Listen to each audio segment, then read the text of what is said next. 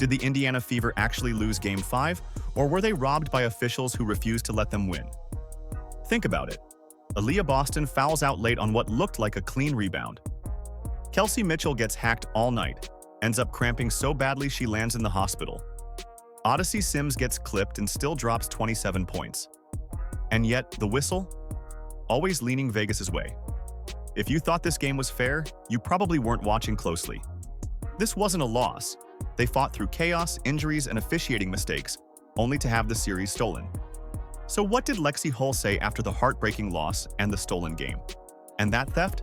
That's the story nobody is letting slide.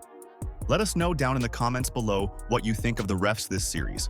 Do you feel like this game, between the adversity but also the resilience, was just like a microcosm of this whole season? And did that, in a way, like, you're like, oh, we've been here before?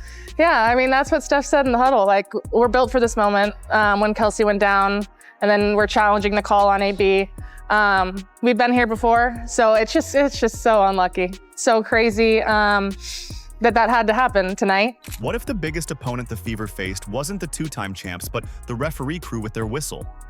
That's how the entire series started to feel, because from Game 1 on, there was a pattern that fans couldn't ignore. Every time Indiana made a push, it seemed like the flow of the game got interrupted by calls that tilted possession right back to Vegas. One example that set the tone was Aliyah Boston being tagged for touch fouls that quarterbacks would shrug off in the NFL. Meanwhile, Kelsey Mitchell and Lexie Hull fought through defenders draped on her all series long, but whistles stayed silent. By the end of the first 3 contests, the Fever had built frustration not with their play, but with how the game was called. These weren't one-off mistakes either. By Game 3, the imbalance was glaring. The free throw numbers tilted heavy toward the Aces. That meant not just easy points on the line, but also shifting energy. Defensive momentum is hard to sustain when you can't get a stop without a foul being recorded against you. On the other side, Indiana played through near tackles at the rim without the same whistle. Fever coach Stephanie White even admitted the inconsistency made it nearly impossible to plan. How do you draw up a strategy when a screen might be called illegal one trip and ignored the next? The ball goes up. Aliyah Boston. I don't think that's a foul. To Indiana, and a late loose ball foul is called against. Are you joking me? Fans noticed, and media voices started saying the same thing out loud. People called it bias, some even suggesting special treatment for Aces stars. And the more the numbers stacked up, the free throws, the missed calls, the more it looked believable. This wasn't random. This was a trend that threatened competitive balance in every matchup. By the time Game 4 ended, no one could claim it was coincidence. The Fever weren't just battling Las Vegas. They were battling a whistle that kept shoving them back. And if the first 4 games were frustrating, Game 5 made everything explode. That shit was rigged. Like, the Indiana Fever fought so hard, but like, they literally had 8 injured players. They had 8 injured players, and Aliyah Boston fouled out for phantom fouls. And they still got to overtime. Like, you can't deny that. Like, you can't, like, the Indiana, they did everything in their power to try to rig that game in regulation, and Indiana just didn't go away. Imagine fighting for your season while every foul call feels like it's already been written against you. That was Game 5 for the Indiana Fever. This wasn't just about X's and O's anymore. It was about dodging phantom whistles and trying to survive when every ounce of momentum kept getting funneled back to the Las Vegas Aces. Despite all of it, despite Kelsey Mitchell being carried off the court and Aliyah Boston sitting on the bench with foul trouble, Indiana refused to vanish. They clawed, they pushed, and they nearly pulled off the impossible, even sending the game to overtime. But you can't play 5-on-8 forever. Early in the second half, Boston was hit with one of the softest moving screen calls you'll ever see. You watch it back, and she barely grazed the defender. But the whistle rose anyway, as if refs couldn't wait to slap her name on another foul. Minutes later, Megan Gustafson took a dive that would have made LeBron proud, and sure enough, the refs rewarded her with an offensive foul on Boston. Boston, do this. Just back her way down. Typically, players do not go down when she makes that contact here. Gustafson goes, gets the foul call. That alone would have been infuriating, but the knockout came in crunch time. Boston battling Jackie Young for a rebound with 26 seconds left, whistled for her 6th and final foul. She was out. The Fever challenged, desperate for someone to see what everyone else saw, that it was nothing more than 2 players fighting for position. But no, the call stood. Jackie Young sank the free throws that gave Vegas the lead, and Indiana had to finish regulation without their all-star center. The ball goes up. Aliyah Boston. I don't think that's a foul. Kelsey Mitchell didn't even get the chance to help in those final minutes. She'd been pummeled all night with physical defense, arms draped on her, hips checked on drives. No whistles. Her body, other ugly moments piled up. Jewel Lloyd shoved Lexie Hull so hard that fans expected a flagrant review. Nothing. This is some bull crap. They're going to just shove Lexie Hull and then say that's a common foul. Like, this is not unnecessary force. Are you kidding me? If this how this game's going to go, like, I'm sick just watching Lexie Hull get beat up. Natasha Howard got raked across the eyes. Silence. Odyssey Sims absorbed contact all night, even clipped on a drive in overtime, and somehow ended up being treated like the initiator. The official numbers told the story too. 25 fouls called on the Fever. Vegas, on the other hand, practically lived at the free throw line. 3 things I didn't like. Look at that. Smacked her arm and her entire body. Honestly, could have been a flagrant foul. Dang. And then, why do they hit Howard in the face, but they don't review these and give him technicals like they do on the Fever? And then we all saw that one. They called that a basketball play. Bullcrap. Aja Wilson alone made 10 trips to the stripe. Boston, fighting under the rim every possession, managed only 2. You don't need an advanced stat sheet to see the imbalance in that. And yet, Indiana still refused to quit. Down players, down calls, down their leader in the middle, they battled until Odyssey Sims exploded for 27 points, carrying them back into a tie at the end of regulation. The game went to overtime not because the whistle gave them life, but because they simply refused to hand the Aces a win. It wasn't just resilience, it was defiance. And that defiance defined the Fever far more than the scoreboard ever could. But what really makes this group special isn't just how they endured corruption. It's the fire every single player brought to that run.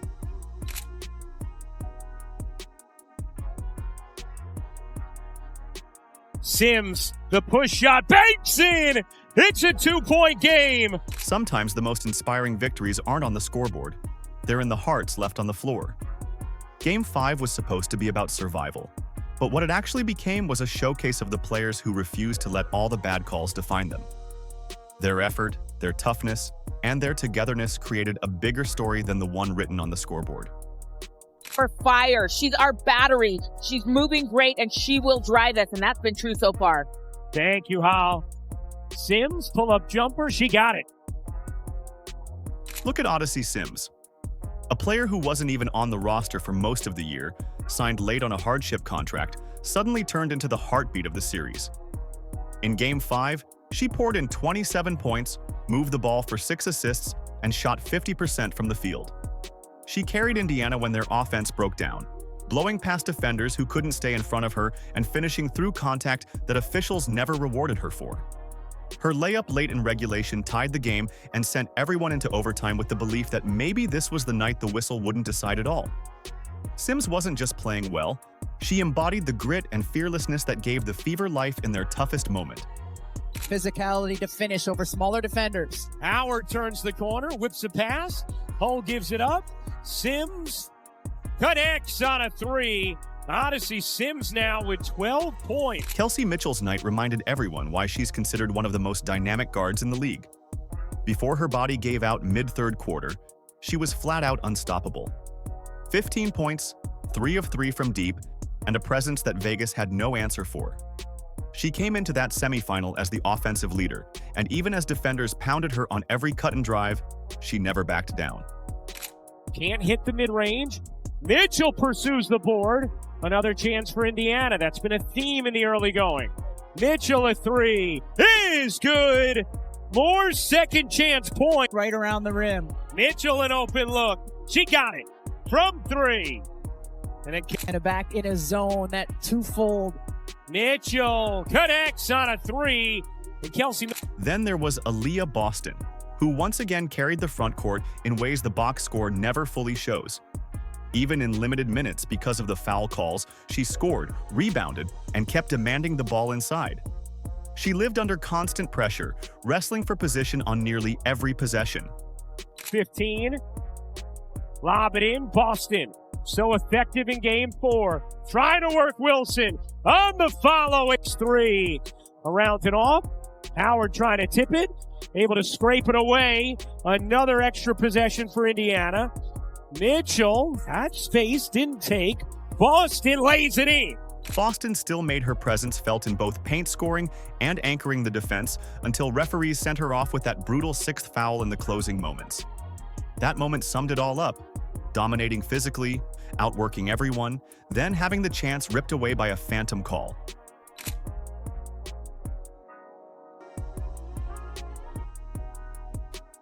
Here's Sims. Weaving. Hull dishing. Boston lays it in. Lexie Hull gave the kind of performance that gets remembered long after the game ends. Playing through a back injury that most players would have sat with, she still managed 12 points, 7 rebounds, and 3 assists. Her defense was everywhere, flying into passing lanes, diving after deflections, cutting off drives. Defense!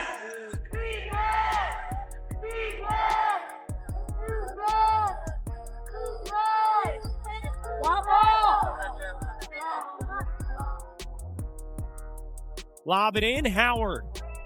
Out to Hull. 6 to shoot. Hull banks it in. But it wasn't just the stat line. After the game, Hull stepped forward as one of the strongest voices demanding accountability in the league. Her actions on the court and her willingness to speak up after showed why Indiana fans are ready to rally behind her every season moving forward. She wasn't just playing injured, she was pledging herself to the team and the game. So what did Lexie really say about the heartbreaking loss?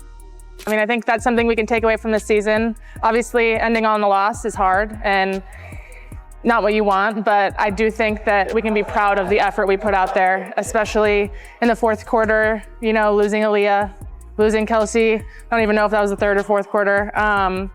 But 2 of our biggest stars go down and we continue to fight and send it to overtime. So I think that's, you know, we're proud of ourselves. We're proud of that fight. And it's just sad to see this group. Shea Petty was another quiet hero.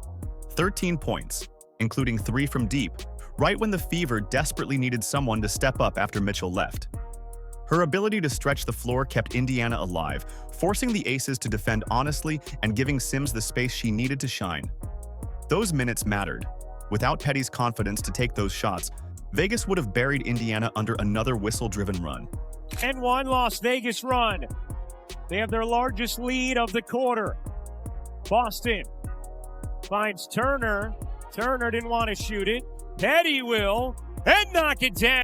The stats have not been gaudy, but the decision-making has been excellent tonight from Greg. Yes. Petty, they need it. They've got it. Timeout. This is not an ending. It's the launch point. Clark returns next season. Boston becomes stronger from this experience. Mitchell, Hull, and Cunningham represent the guts and fight needed to build a powerhouse. What Fever fans saw wasn't just one playoff run stolen in the semifinals. It was the building blocks of a dynasty waiting to happen. And that's why any anger over what the league took away immediately folds into belief in what this team is about to become. What if the most important part of this story isn't how it ended, but what it started? While the Las Vegas Aces move on to celebrate another finals appearance, the Indiana Fever walk away with something far more valuable: proof they've officially arrived as a threat in this league. A 6th seed that no one expected to be standing at this point just pushed the Las Vegas Aces to overtime in a deciding Game 5, even while dealing with the kind of adversity that would have broken most teams. Hey, you know, it's sad. I think, especially when you push a game to overtime and you fight for so long, your expectations are to win, obviously. And so to lose is sad, but I think arm in arm, all of us together. We can look at each other and be proud of each other. So it was a moment of love for sure. Think about what this roster went through. The Fever had 6 season-ending injuries. They needed to use hardship contracts just to keep a full rotation on the floor. Their most important player, Caitlin Clark, missed nearly the entire season with injuries, limited to just 13 games. And yet, this group didn't fold. They beat higher seeds. They won elimination games. They went into Las Vegas against a fully loaded Aces squad and refused to back down until the very end. That's not the resume of a team still finding itself. That's the resume of a team that just put the whole league on notice. We can win. This is a 0-0 game, 5 minutes. We do those situations in practice. I mean, it took everyone. I mean, O had an incredible night tonight. People just stepped up. And I think, you know, when we were starting that overtime, we all 5, everyone on the bench, playing or not, we believed we were going to win that game. So I think that just goes to show you that we believe in each other and in ourselves. And yeah, and I'm just so proud of this group. The core that Indiana has built is scary. Clark will be back healthy next season, and her ability to stretch defenses, find shooters, and score from anywhere completely transforms the Fever's offense. Aliyah Boston has proven she can deliver double-doubles even when she's dealing with foul trouble and double teams. Kelsey Mitchell already showed she can put up points in bunches against elite defenses, and when she's healthy, she'll step right back into that role. Lexie Hull's emergence as a defensive anchor and locker room leader makes her just as vital as her box score numbers. When you add veterans like Sophie Cunningham coming off the bench to provide toughness and shooting, you begin to realize this isn't just a fun young team. It's the beginning of a powerhouse. How much did this continue to build that foundation for what the Fever can be next year, the year after, etc.? Yeah, I mean, hopefully we have a lot of the same players back. You know, it's pro sports is another weird one where every season is different, teams look different, but I think every new player we had this season came into the locker room and felt that connectedness and added to it. So we were really lucky that we had built such a great culture here, and that'll continue year after year. Caitlin Clark is expected to be fully recovered heading into next season. And to put it simply, this Fever group learned how to compete at the highest level without her. That's priceless experience. Now imagine her slotting back into a roster that's playoff tested, bonded by survival, and hungrier than ever. The playoffs gave Indiana scars, but they also gave them belief. This run wasn't a fluke. It was a preview. The Fever's championship window isn't down the line anymore. It's starting to swing open right now. And that's the real storyline this league should be nervous about. The Fever were robbed of a finals berth, but what they built was bigger than one series. They showed heart, toughness, and the ability to challenge a dynasty even while shorthanded. That identity, gritty, unafraid, relentless, will be what fans rally around heading into 2026. Now it's on us. Stay vocal. Don't let the questionable officiating fade into silence. Share what happened. Keep backing this team because their fight deserves support as much as their wins. The Fever's march into 2026 starts now, and the louder the fans are, the stronger this run becomes. They're coming, stronger and hungrier. Let us know down in the comments below what you think of the refs this series. Like, subscribe, and turn on all notifications so you never miss out. Click the video on the screen, and we will see you in the next one.